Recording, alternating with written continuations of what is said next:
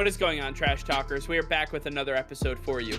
In today's video, we're going to be talking about what landing spots are best for Julio Jones.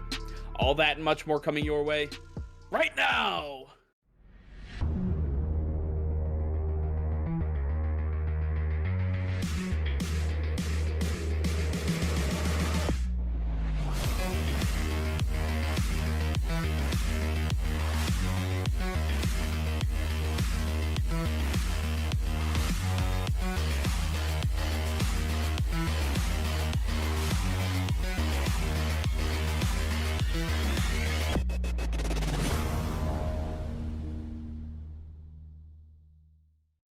Hey, Trash Talkers, it's Mike here.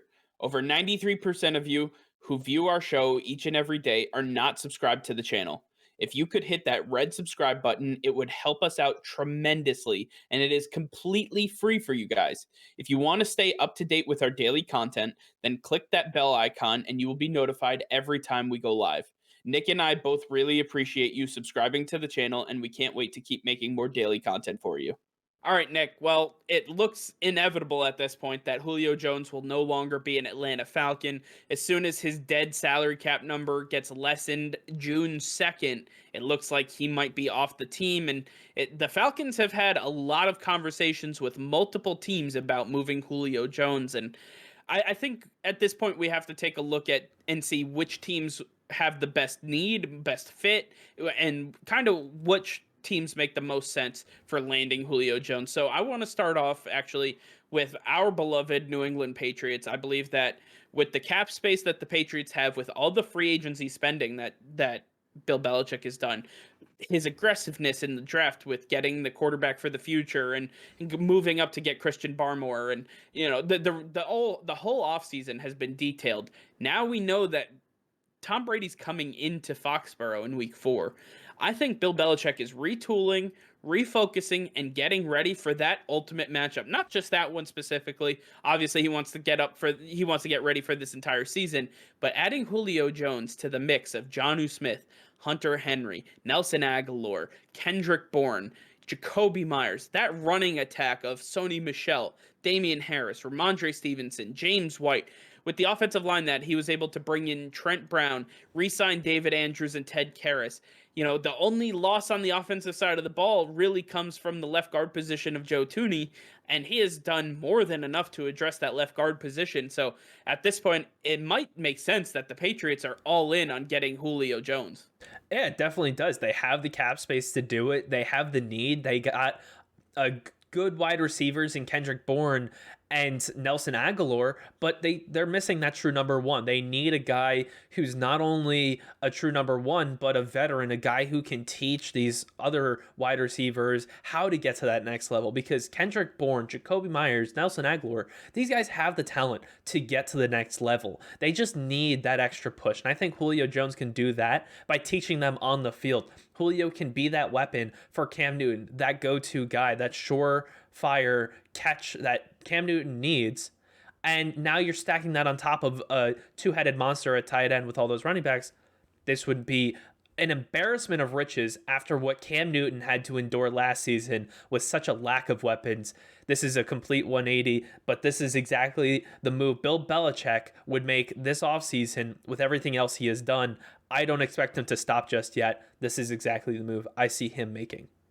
But another team I think that could make a very strong push for Julio Jones is the San Francisco 49ers. When you take a look at this wide receiver core right now, you're going to say, man, Jimmy, they're really setting you up for failure. Trey Lance, you too. You're a number 3 overall pick, but you're not getting a second contract after this because you have nobody to throw to. You have Deebo Samuel and you have Brandon Ayuk.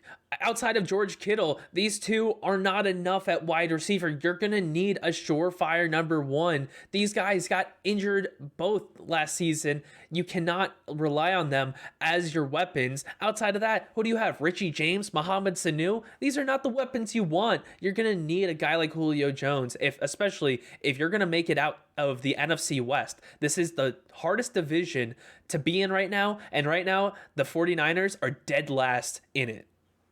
Yeah, I agree. And, the addition of Marquise Lee is mainly a depth piece. We haven't seen him play in a few years now. And at this point, it's going to be tough for him to really get back to his former glory back in Jacksonville. And I believe that the 49ers are in desperate need of getting a top end wide receiver to really bring this wide receiving core to its fruition, to its potential. I think that if you can bring in a wide receiver, you'll see Debo Samuel and Brandon Ayuk not be relied on as much. Maybe they don't get injured.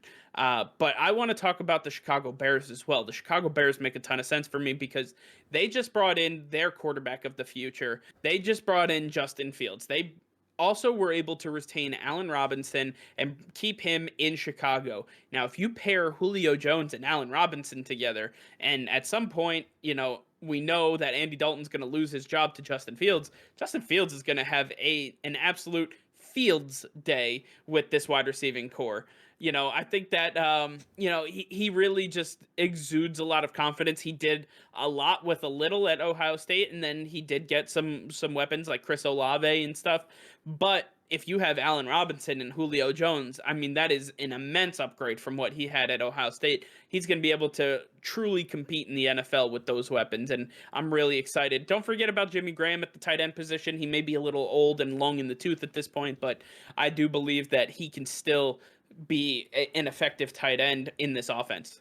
Yeah, and I think when you look at Allen Robinson, he's only on a franchise tag. So if you don't get him other weapons, if he sees another season of poor performance, he's not going to resign. You can't franchise tag him again. He's so long. He's bye-bye. He's not coming back. Justin Fields now has no weapons. He has Darnell Mooney and Anthony Miller. Is that really what you think is success? Absolutely not. If you add Julio Jones to the mix right now, not only is Allen Robinson going to want to re-sign on a long-term deal, but this now becomes possibly the strongest team in the division. Aaron Rodgers is not coming back. It's now up to any team in the division who's going to win it. There is no set, the Packers are going to win no matter what. No. The Bears would have a viable shot at actually winning this division and getting past the first round of the playoffs if they get Julio Jones. They already have a strong defense. They need to fix up this offense, and they're starting to do that. Finish it by getting Julio Jones. Now, that's only if Aaron Rodgers is gone, right?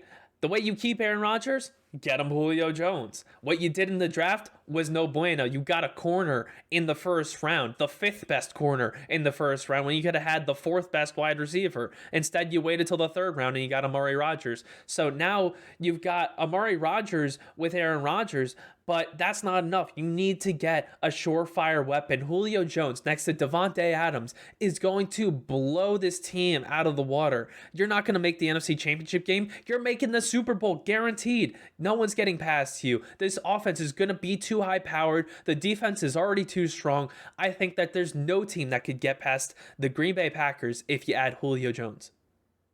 Yeah, I like that move a lot, actually. In fact, I think that is the only way that Aaron Rodgers decides to stay. You have Amari Rodgers and Aaron Rodgers, and the Green Bay Packers really decided to throw me for a tongue twister, and every play-by-play announcer that's going to have to announce that connection if it does actually come to fruition.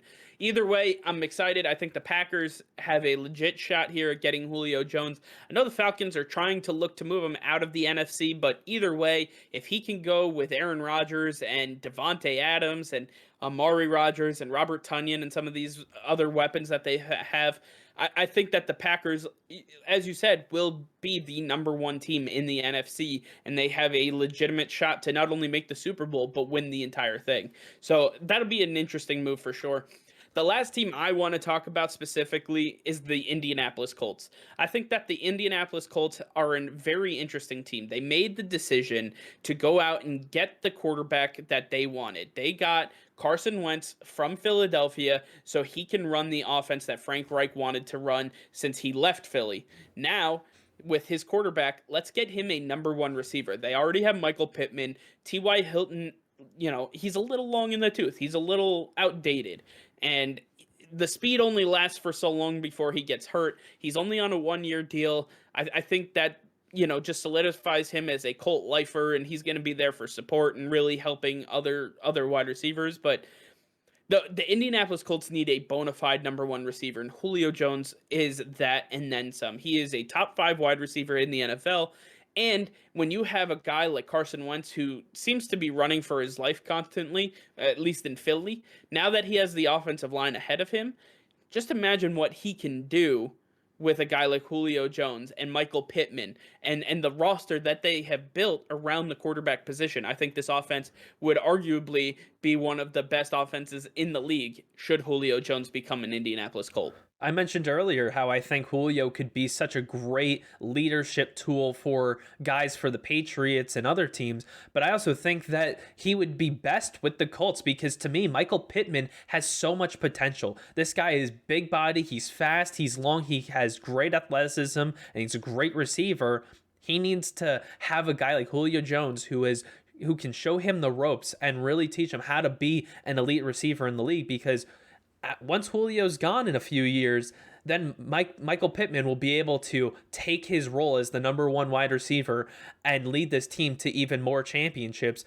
I think that this would be the perfect addition to go along with Carson Wentz. They haven't done much this offseason outside of a couple transactions.